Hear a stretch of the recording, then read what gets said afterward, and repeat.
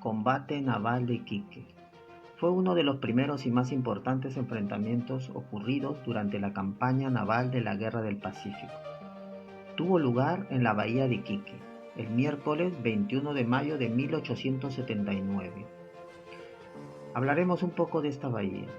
La bahía de Iquique se encuentra en la región de Tarapacá. En un comienzo, después de la independencia del Perú en 1821, pasó a formar parte del departamento de Arequipa, pero en 1857 se incorporó al departamento de Moquegua, al cual pertenecería hasta 1878. Debido a su importancia económica derivada de la industria del guano y el salitre en 1878, el gobierno de Lima separó Tarapacá de Moquegua, creando el departamento litoral de Tarapacá, otorgándole a Iquique capital del nuevo departamento. Los antecedentes. Chile le declara la guerra a Perú y Bolivia el 5 de abril de 1879 y ese mismo día inició el bloqueo del puerto de Iquique. El almirante chileno Juan Williams Rebolledo decide hostigar los puertos peruanos y divide a sus naves de la siguiente manera. A los buques más viejos, la corbeta Esmeralda y la goleta Covadonga, los mantuvo en el bloqueo de Iquique. Con el blindado Blanco Escalada, la corbeta Chacabuco y la corbeta Higgins zarpó al ataque de Guanillos, Pabellón de Pica y Pisagua. El blindado Cochrane y la cañonera Magallanes atacarían Mollendo. Ahora amigos nos centraremos en el bloqueo de Iquique. El 16 de mayo la escuadra chilena dejó bloqueando el puerto de Iquique a sus naves de guerra, la corbeta Esmeralda y la cañonera Covadonga, además del transporte La Mar. Ese mismo día, el monitor Huáscar y la fragata Independencia parten del Callao hacia el puerto de Iquique.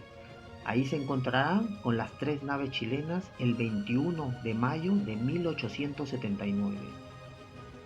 Aunque comenzaron en el mismo lugar y a la misma hora, el enfrentamiento de la Esmeralda contra el Huáscar es llamado Combate Naval de Iquique y el de la fragata Independencia contra la Covadonga, Combate Naval de Punta Gruesa. La corbeta Esmeralda era una corbeta de madera con una tripulación de 200 submarinos construida en 1855. Estaba compuesta por 12 cañones de 40 libras, unos 18.1 kilogramos, que es el peso de la bala disparada. Las corbetas son barcos más pequeños que la fragata y se caracterizan por tener 3 palos y velas cuadradas. Llevaban un máximo de 20 cañones, ubicadas en una cubierta. Su sistema de propulsión era mixto, máquina a vapor y vela. Su velocidad 4 nudos, es decir, unos 7.4 km por hora. Ahora, el monitor Huáscar es un buque tipo monitor. Estos barcos se caracterizan por llevar una torreta, donde se aloja una pieza de artillería de grueso calibre. Construido en 1865, su blindaje era de 4.5 pulgadas. Tenía una tripulación de 197 marinos.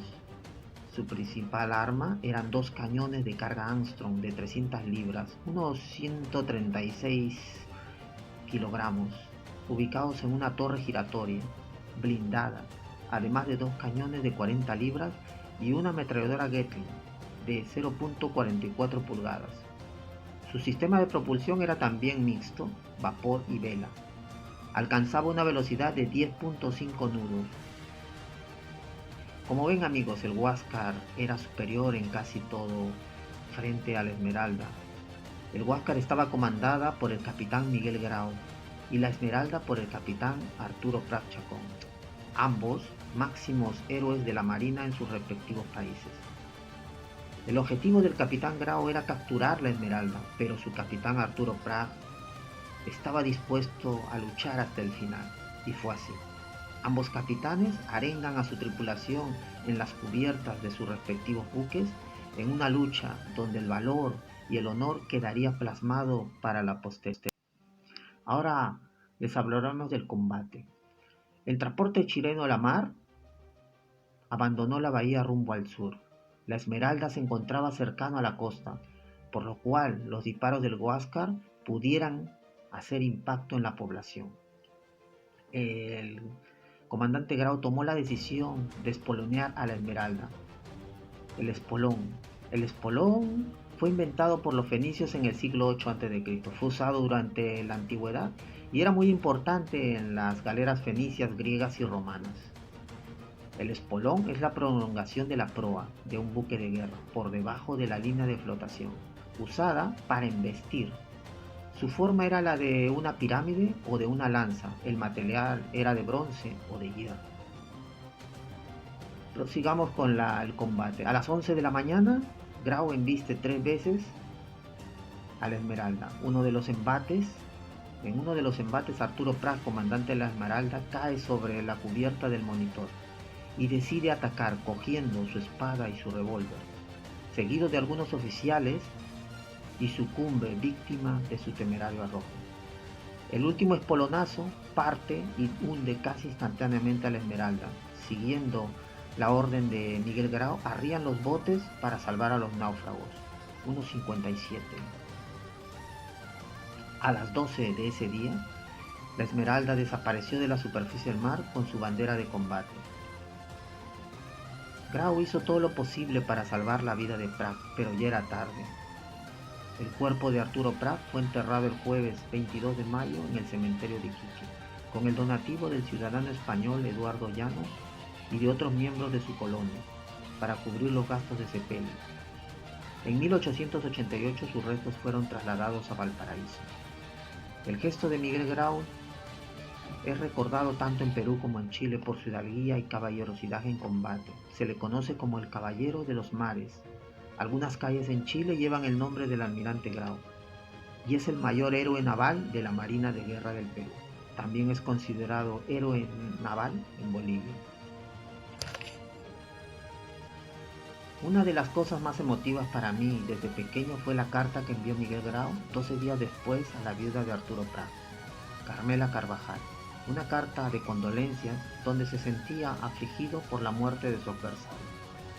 La carta decía así, fechada 2 de junio de 1879. Un sagrado deber me autoriza a dirigirme a usted, y siento profundamente que esta carta, por las luchas que va a rememorar, contribuye a aumentar el dolor que hoy justamente debe dominarla. En el combate naval del 21 próximo pasado que tuvo lugar en las aguas de Iquique, entre las naves peruanas y chilenas, su digno y valeroso esposo, el capitán de fragata, don Arturo Prat, comandante de la Esmeralda, como usted no lo ignorará ya, fue víctima de un temerario arrojo en defensa y gloria de la bandera de su patria. Deplorando sinceramente tan infausto acontecimiento y acompañándole en su duelo, cumplo con el penoso y triste deber de enviarle a usted las inestimables prendas que se encontraron en su poder y que son las que figuran en la lista junto. Ellos le servirán indudablemente de algún consuelo en medio de su desgracia, y por eso me he anticipado a remitírselas. Reiterándole mis sentimientos de condolencia, logro, señora, la oportunidad para ofrecerle mis servicios, consideraciones y respetos con que me suscribo de usted, señora, muy afectísimo, seguro servidor, Miguel Grau. Entre las cosas más importantes que le detalló en la carta el almirante Grau está la espada del comandante de la Esmeralda, su anillo de matrimonio, una fotografía en el cual estaba su esposo y sus hijos, una reliquia del corazón de Jesús y un par de guantes de predigo. 2 meses después, la viuda de Prat escribe una carta en el cual agradece la generosidad por el envío de las prendas de su esposo. Una de las líneas de la carta dice así: tiene el más raro valor de desprenderse de un valioso trofeo, poniendo en mis manos una espada que ha cobrado un precio extraordinario por el hecho mismo de no haber sido jamás rendido. Debo concluir que aunque fue una pelea desigual entre el Huáscar y la Esmeralda, la Fuerza Naval de Perú era muy inferior a la Fuerza Naval de Chile, que se había preparado para esta guerra.